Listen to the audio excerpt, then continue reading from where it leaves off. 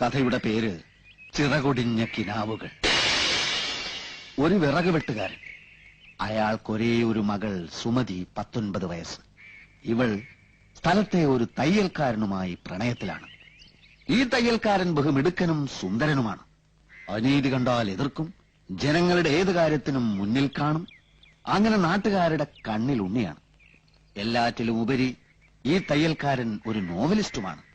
പക്ഷെ വിറക് വെട്ടുകാരന് തന്റെ മകളെ ഒരു വലിയ പണക്കാരനായ ഗൾഫുകാരനെ കൊണ്ട് കെട്ടിക്കാനാണ് താല്പര്യം.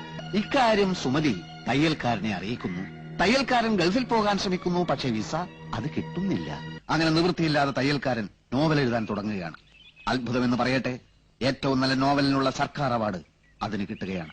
10 ലക്ഷം രൂപ. 1 ലക്ഷത്തിന്റെ അവാർഡാക്കാം. ഈ 1 ലക്ഷം കൊണ്ട് തയ്യൽക്കാരൻ ഒരു ഗംഭീര ബംഗ്ലാവ് പണിയുകയാണ്.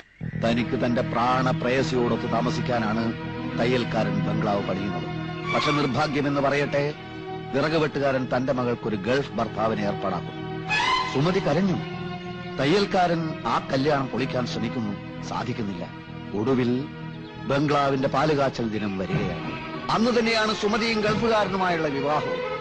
അവിടെ കല്യാണ വാദ്യഘോഷങ്ങൾ, ഇവിടെ പാലുകാച്ചൽ.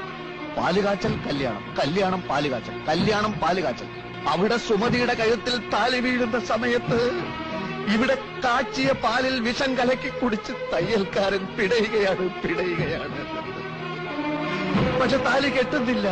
സുമതി ഓടി. തയ്യൽക്കാരൻ മരിച്ചില്ല, ആശുപത്രിയിലായി. ഡോക്ടർമാർ ഓപ്പറേഷൻ, ഓപ്പറേഷൻ, ഡോക്ടർമാർ ഓപ്പറേഷൻ, ഓപ്പറേഷൻ, ഡോക്ടർമാർ.